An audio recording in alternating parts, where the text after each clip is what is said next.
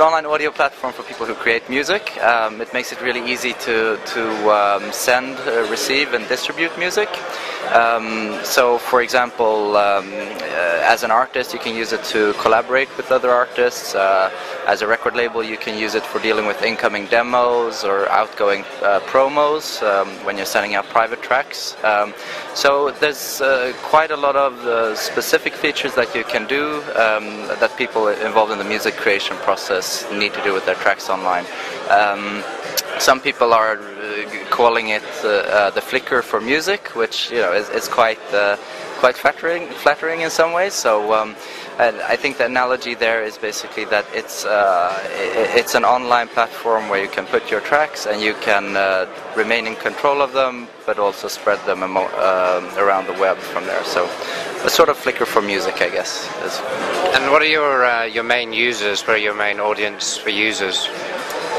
So I would say the main users are artists, but it's also, we have 2,000 labels on the platform, and then we have sort of wide range of people who are dealing with music, like mastering studios, ads, agencies, and journalists, DJs. So it's a very, actually when you start thinking about it, the whole ecosystem is much bigger than you think. So it's a lot of different people on the platform, mainly artists, labels. I was understood that SoundCloud was mainly a tool for music producers and DJs to distribute the material.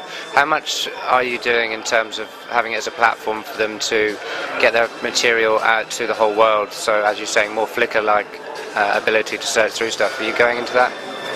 I mean, at the moment, it's basically it works out being quite handy for a lot of artists, because they can just replace their MySpace player, for instance, with the SoundCloud player, and then it always stays up to date with your latest tracks. And of course, if you have that player around the web, then it just stays updated. And also, I mean, it's a slick and nice player, so people tend to like it, and then it's a good kind of representation if you want to have it on your own page. So like MC Hammer has on his mchammer.com a SoundCloud player with all his latest tracks. So there you get kind of a similar thing as to the Flickr badge I have on my blog with all my Flickr images. There's certainly a lot more that can be done in terms of distribution, getting it out to other places. We've had one interesting case was online MP3 retailer called Digital Tunes, who built an integration on top of our API where the labels who sell their music on their shop, they don't actually have to upload them to their shop, they can just import them directly from their SoundCloud releases, and then it gets pulled in automatically, and 1 minute later it sells the track. So that's an interesting thing as well. The widgets we have now are more like that's kind of a lot of the distribution that there is. It's private distribution, doing promos and stuff like that, or public distribution via widgets.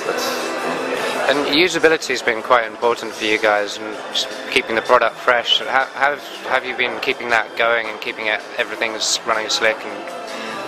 I would say that's one of our core competencies in the team, in the dev team, that we are totally obsessed with UI and web technologies.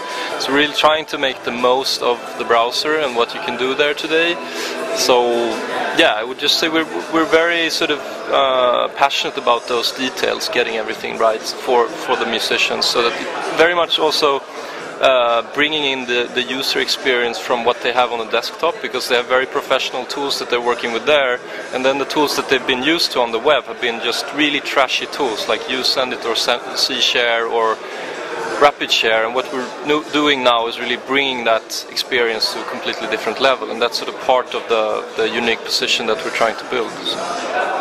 I think one thing that's been cool as well is that I mean, very early on when we were thinking about stuff, we were talking about being able to bring a lot of these new kind of it sucks to say Web 2.0 things, but the new types of interface, and using social stuff within software to be able to get people to collaborate in different ways, and just kind of basic things that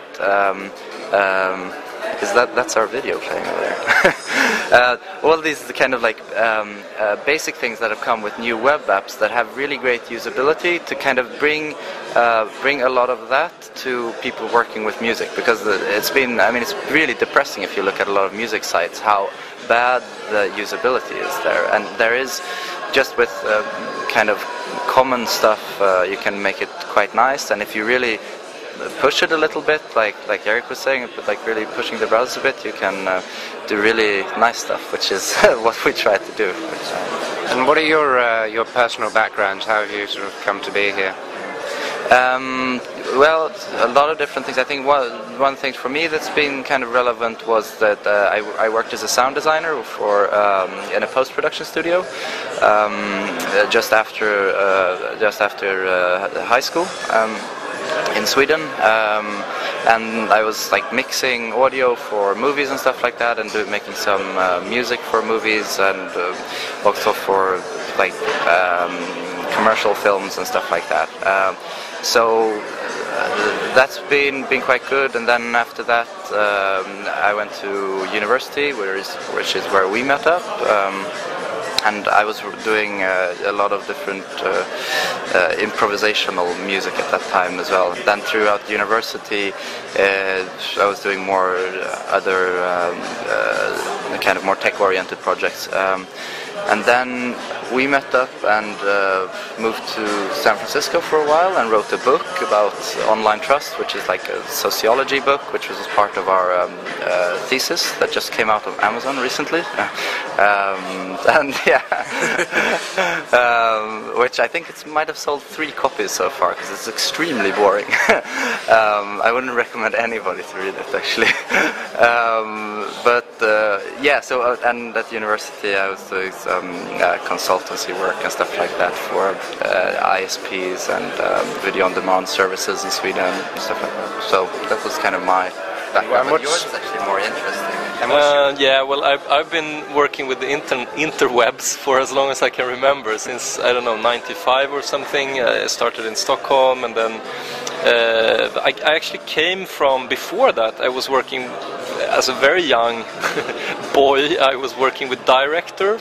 I don't know if you remember that, but that was like interactive productions on CD-ROMs and stuff like that, and then sort of moved from there to the web, and then discovered the web, and ever since I've been just building websites and sort of following very closely the technologies and that whole development. And then as a hobby on the side, I've always been doing music. 2001, I think I got a record deal, and with the Berlin-based company, so I brought out a record in 2003.